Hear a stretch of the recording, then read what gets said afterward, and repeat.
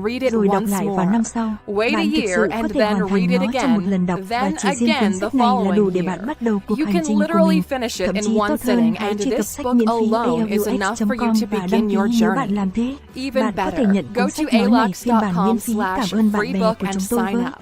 If you do, you can get this audiobook version for free, thanks to our friends at Audible. Lời chúc mừng rõ ràng vì bạn đang sống trong thời điểm tốt nhất để học hỏi rằng giáo dục là miễn phí. Tất cả những gì bạn phải làm là tiếp cận và sử dụng nó. All you have to do is reach for it and use it. Rule number 6. Never be a slave to money. Bậc thầy và chúng ta bắt đầu kiếm tiền từ video này. And there goes our Phương tiện truyền thông chính thống Alex lại ở đây nói về nô lệ. Không ai muốn trở thành nô lệ, nhưng cách xã hội vận hành, chúng ta đang nô dịch chính mình. Chúng ta đã phát minh ra công cụ tuyệt vời này gọi là nợ mà một số người sử dụng nó để giải phóng bản thân, trong khi những người khác mất đi thậm chí cả sự tự do mà họ có từ đầu nợ khó đòi chỉ là hình thức nô lệ mới nhất ngay khi bạn vay tiền vì bất cứ lý do gì. Cuộc sống của bạn không còn là của bạn nữa. Nó thuộc về chủ nợ của những người đã cho bạn vay tiền. Bạn thực sự sẽ phải đánh đổi hàng giờ trong cuộc đời mình để số tiền thu được từ công việc đó sẽ thuộc về người khác. Điều đó không phải là chế độ nô lệ. Chúng tôi không biết. To the people who loaned you the money. You will literally have to trade hours of your life in order for the proceeds of that work to go to someone else. If that's not slavery, we don't know what is. Tiền là gì luôn trôi nổi giữa bạn hoặc tiền sở hữu bạn hoặc tiền sở hữu duy nhất của bạn. Mục tiêu là trở thành bậc thầy về tiền bạc, bởi vì sự thay thế thật tồi tệ một khi bạn kiếm tiền sẽ làm việc cho bạn. Nó sẽ phát triển và giữ cho bạn an toàn. Once you do, money will work for you. It will grow and keep you safe. Quy tắc số 7, bạn phải dụ dỗ đồng tiền, đừng để đồng tiền quyến rũ bạn. Đây là phần mở rộng của quy tắc số 6, tiền trơn trượt. Nó có mánh khóe và có thể nguy hiểm vì tiềm năng của nó giống như con dao trong tay của một đầu bếp sushi chuyên nghiệp là một đầy tớ trung thành, nhưng trong tay một đứa trẻ, con dao trở thành nguy hiểm. A knife in the hands of a professional sushi chef is a loyal servant, but in the hands of a child, the knife becomes dangerous. Cho bạn thấy mọi thứ bạn có thể làm với nó, tất cả những gì có thể và thật dễ dàng trở thành con mồi cho sự quyến rũ của nó, bởi vì ai lại không muốn thực hiện những tưởng tượng của mình, nhưng đó chính xác là cách tiền thoát khỏi tay bạn ngay khi bạn đầu hàng, đó là khi bạn mở cửa và tiền bạc cứ thế trôi đi.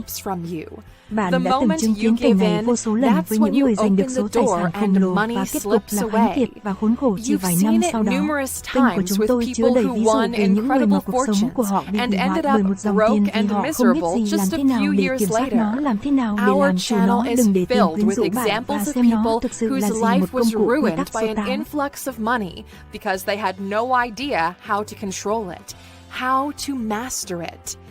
Don't let money seduce you and see it for what it actually is, a tool. Rule number 8. Money không mọc trên doesn't cây grow trừ on khi bạn trees gieo đúng hạt giống, unless vì một you số lý plant do the mà mọi người right chỉ quen với nửa đầu của quy tắc. Tất cả những ai đã từng trồng cây táo đều biết cần phải làm gì để thưởng thức những quả táo. Trước tiên bạn cần tìm hạt giống, sau đó chọn loại đất phù hợp với nước nuôi dưỡng nó, chăm sóc bảo vệ nó khỏi các tác động bên ngoài, cho nó đủ thời gian, đủ ánh nắng và sự chú ý, và cuối cùng bạn sẽ được ăn những quả táo của mình. Điều này giống hệt như cách bạn tạo dựng tài sản. Bạn chưa bao giờ gieo đúng hạt giống và chưa bao giờ trải qua quá trình đó, là lý do tại sao bạn không có cây tiền của riêng mình. Thế giới thực mà chúng ta gọi là các khoản đầu tư hoặc kinh doanh này, ngay cả cái cây cao nhất cũng bắt đầu từ. You've never planted the right seeds and never went through the process. That's why you don't have your own money tree. In the real world, we call these investments or businesses. Even the tallest tree started out as a một hạt seed. giống, nhưng bản thân hạt giống không phát triển thành cây táo đẹp. Nếu bạn để nó trên kệ một mình, nó sẽ không bao giờ phát triển những hạt giống mà chúng ta đang nói, trong số đó là ý tưởng. Thế giới chứa đầy hạt giống và điều tuyệt vời nhất là chúng miễn phí. The Ý world tưởng miễn is phí nếu bạn filled with nhấp vào ở góc seeds, trên cùng and bên the phải. best thing Chúng tôi is có danh sách they're 15 free. ý tưởng có thể giúp bạn kiếm được $1 triệu. Chúng tôi đã cho đến những ý tưởng đó vì nó không hạt giống phát triển thành cây. Người làm vườn lấy hạt giống và biến nó thành một thứ gì đó có giá trị. Bạn là người làm vườn, hạt giống là những ý tưởng. Cây tiền của bạn là những gì bạn làm với những ý tưởng này, và nếu bạn sẵn sàng dành thời gian để trồng chúng. You are the gardener. The seeds are ideas.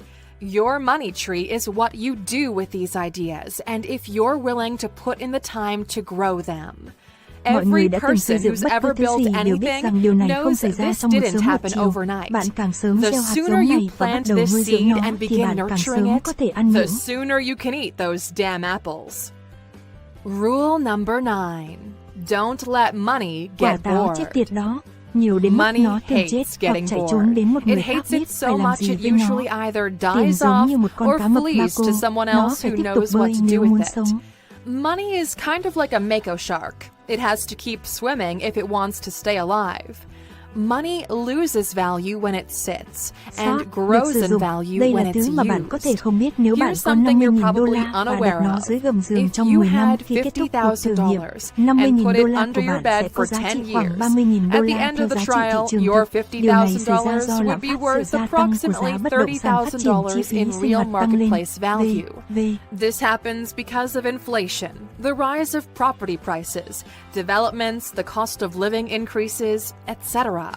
That's the cost of letting money get bored. Put enough money aside for a rainy day and have it protected from inflation.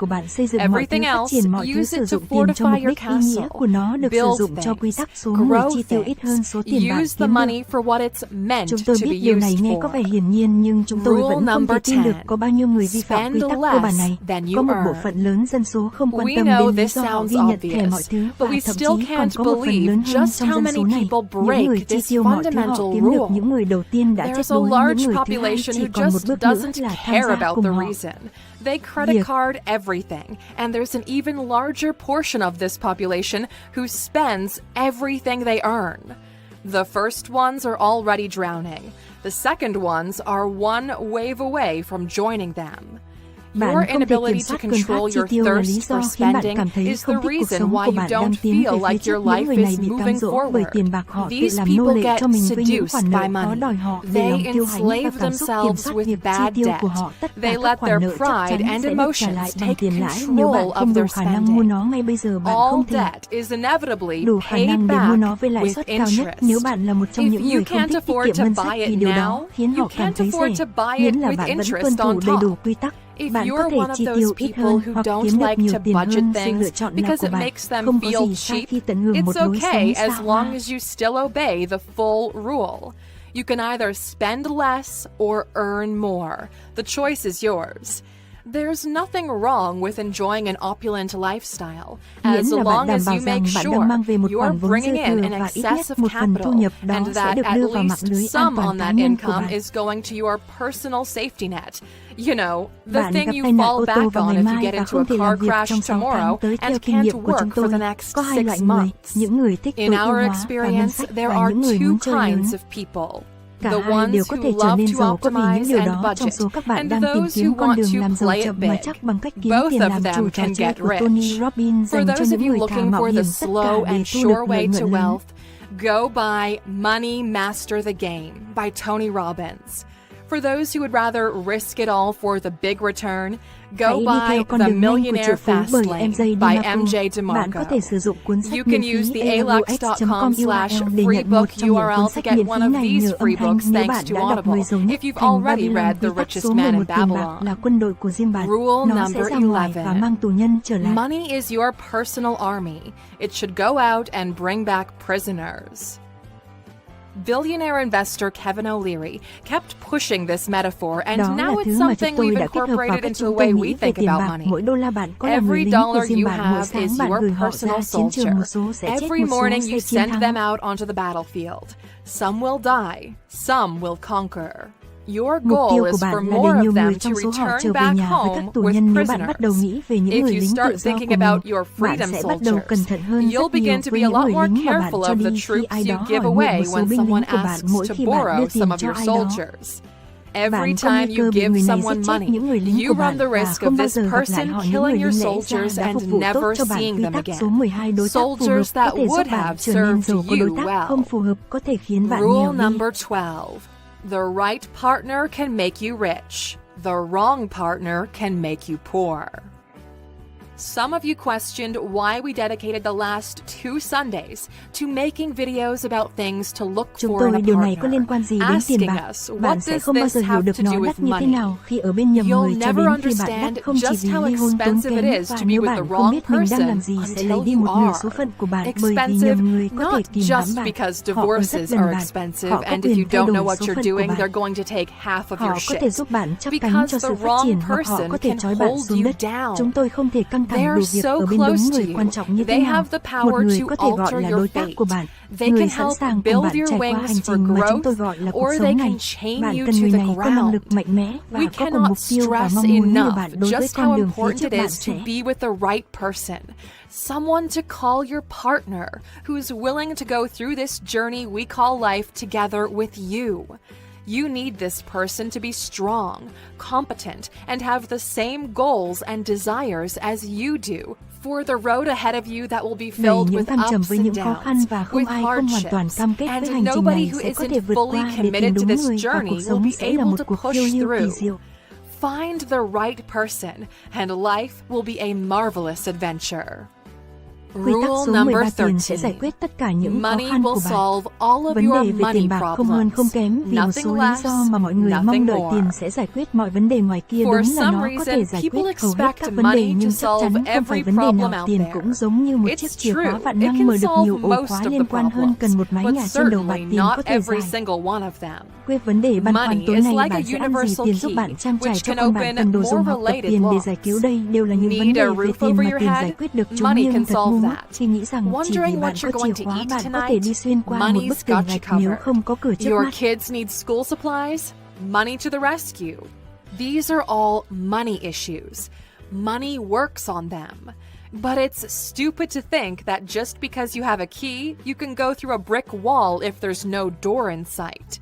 Nếu If bạn you're nghèo, poor, tất cả những all gì you bạn see thấy là is những money vấn đề về tiền bạc. problems. Khi bạn vượt Once qua you những vấn đề overcome này, these, cuối you cùng end bạn up sẽ nhận ra realizing rằng that có there những are loại vấn đề other khác types ngoài of kia mà problems tiền out có rất there ít where hoặc không money có quyền has lực đối với little người to nghèo no luôn phán xét power. khi một người thành Poor công tự people tư bởi vì always họ chỉ có thể judge nhìn when thấy rất someone nhiều tiền và làm successful sao có commits thể cần bất cứ suicide thứ gì hơn tiền. because that's all they can Tuy see, nhiên bạn không thể mong an đợi một tư abundance duy of giàu money. có từ những người And có how đầu could óc kém. anybody Quy need tắc số anything 14. more than money?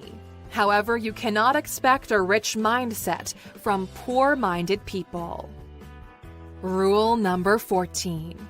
There are people who Có have tiền rồi money, mới có and người, có then there những are người giàu people có. who are Đây là nơi wealthy. chúng ta đi vào khía cạnh tinh tế This is của mọi where we thứ. get into the Nó hoạt finesse động giống side như of sự tiến hóa things. tự nhiên của It quy luật kind of trước đó. works like Sự the giàu có natural nghĩa là gì? evolution Khi of the bạn biết bạn previous giàu có đối với rule. chúng tôi. What Sự giàu does có là thời điểm trong cuộc wealth sống của bạn nơi When mong do you muốn và know kỳ you're vọng của bạn wealthy? phù hợp với thực tế của For bạn. us, wealth is Đó that là point khi in bạn your giành life chiến thắng, where your nhưng đó là sự desires kết hợp and chiến thắng của tất cả các trụ cột trong expectations cuộc match sống your của bạn. reality. That's when you win, but it's about the winning combination of all pillars in your life: emotional, intellectual, physical, Các mối quan hệ tình cảm, relationships, and trí tuệ, thể chất finance. và tài chính. It's pretty much like collecting all the infinity stones of a successful life.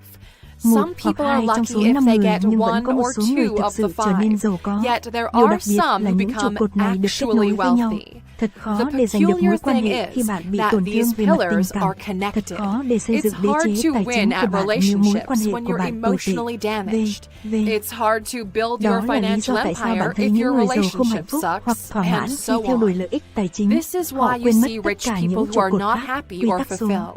In their pursuit of financial gain, they forgot all about the other pillars. Rule number 15. 15. Phần thưởng của bạn trong cuộc Your sống sẽ luôn rewards tỷ in lệ life chính xác với will đóng góp của always bạn. be Nếu bạn an từng đặt exact câu hỏi tại sao proportion bạn to kiếm your được, bạn hiện contribution. đang làm nhiều như vậy là do quy tắc If này. you've ever Đây questioned là why công thức you tính earn toán số as tiền much thưởng as you mà một người currently sẽ nhận do, được đóng góp it's càng because lớn of thì this phần thưởng rule. càng lớn. Nếu bạn This phục is vụ the 10 người recipe thì for phần thưởng của bạn calculating chắc chắn how sẽ nhỏ much hơn so với reward a người phục vụ person 1 should triệu người. receive. Điều này áp dụng cho The người nghèo bigger nhất the và người giàu nhất. contribution, Đó the là nền bigger tảng the của giá trị. reward. Bắt đầu từ hôm nay, If bạn you có thể ngay serve lập tức 10 tăng số tiền people, bạn kiếm your được nếu bạn reward will chỉ tuân theo inevitably quy be smaller than someone tắc who này. Để serves tăng a phần thưởng của million mình, people. bạn cần tăng This khoản đóng góp của applies mình. to the poorest Bạn có thể làm person điều này and bằng the cách phục vụ richest nhiều người person. hơn. It's the foundation of value. Starting today, you can immediately increase how much money you earn if you just follow this rule. In order to increase your rewards, you need to increase your contribution. You can do this by serving more people, Sẽ cải thiện improving the chất lượng dịch quality vụ of của your bạn hoặc tìm service, ra những cách or mới để đóng góp. finding new ways to contribute. Chỉ cần viết 3 điều này xuống và xem xét chúng hàng ngày cho đến khi bạn tìm ra cách áp dụng bất kỳ điều nào trong 3 điều này vào cuộc sống của mình, và bạn sẽ ngay lập tức thấy phần thưởng bạn nhận được tăng vọt bất kỳ quy tắc nào trong số 15 quy tắc mà chúng tôi đã đề cập này đều có giá trị và đủ mạnh để tạo dựng sự giàu có cho những người không chỉ biết về chúng mà còn sử dụng chúng một cách hiệu quả. Chúng tôi biết đây là một video dài và đó là lý do tại sao chúng tôi muốn dành thời gian một lần nữa để chúc mừng bạn về sự lựa chọn mà bạn đã đưa ra ngày hôm nay. Cảm ơn bạn vì đã là một người xa xỉ, vì đã cam kết phát triển bản thân để phát triển bản thân và chọn chúng tôi làm đối tác của bạn trong hành trình này. For committing to your growth, to your own self-development, and choosing us as your partner in this journey. In the Nhận xét có comments, những there người are giống như people bạn có just cùng mục like tiêu và nỗ you, lực with để the trở nên same tốt hơn. goals and Đó là drive lý to do tại sao become chúng tôi tò mò more, to muốn biết quy become tắc nào đã better. khơi dậy ngọn lửa That's lớn why nhất we trong are bạn. curious Quy to tắc nào know bạn trân trọng which nhất, hãy rule chia sẻ nó với sparked the cộng đồng biggest trong phần nhận flame xét và inside hãy of giúp nhau yourself. phát triển câu chuyện vẫn Which tiếp one tục do trên you treasure the Instagram và Twitter. most? Share it with Vì the vậy hãy community in đảm the bảo theo dõi comments, chúng tôi and ở đó, let's và help tất each nhiên other vì đây là một grow. video dài The nên chúng tôi story không thực sự continues mong on đợi có ai vẫn Instagram còn ở and đây vào Twitter, thời điểm so này, make nên sure đây to là một quy follow tắc us bổ there. sung cho những người And vẫn of đang theo course, dõi bạn đã since kiếm this được is nó. such a long Quy tắc video, số we 16, weren't really bạn thà expecting mệt anybody mỏi to hay still suy be sụp, around at đó là this lựa chọn point. của bạn. So Chúng here's tôi a tin rằng bonus điều này rule for từ those tận of đáy you lòng, still mọi người watching. đều có thể đạt You've được. earned it. Rule number 16. Would you rather be tired or broke? It's your choice. We believe this from the bottom of our hearts. Every person can achieve financial Thành công success về tài if chính they nếu họ choose chọn to ngừng lười stop biếng. being lazy.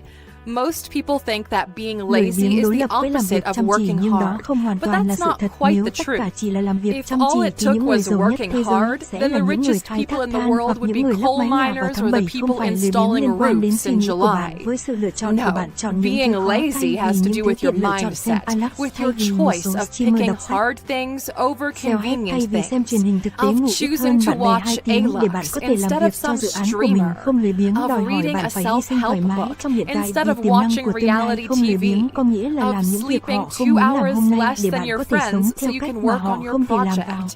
Not being lazy requires you to sacrifice comfort in the present for the potential of the future. Not being lazy means do the things they're not willing to do today so you can live the way they can't Ngày mai, tomorrow. chúng tôi thực sự hy We vọng really phần thưởng hope này this xứng đáng bonus với bạn, made trong it khi worth hôm nay your đây có while lẽ today. là video có giá This trị is nhất mà chúng tôi probably the đã most thực hiện trong valuable năm nay, và video chúng we tôi made thực this sự vui year mừng so được chia sẻ far, video and đó we're với bạn. really Nếu bạn xem excited to toàn bộ share nội it dung with này, you. vui lòng viết If you các quy tắc watch kiếm this tiền thing in trong its phần nhận xét. entirety, Chúng tôi thực please sự write rất vui khi money thấy cộng đồng tương rules tác in như the vậy. comments. We are so genuinely happy to see when the community engages like that. Trong See phần you nhận in the xét, comments. cảm ơn bạn đã dành thời gian cho chúng tôi. Thank you for spending some time with us, Aluxers. Make sure to subscribe so you never miss another video. We also handpicked these videos for you to watch next. As always, the conversation continues on social media. Thanks again, and we can't wait to have you Bạn back có trở lại vào tomorrow. ngày mai.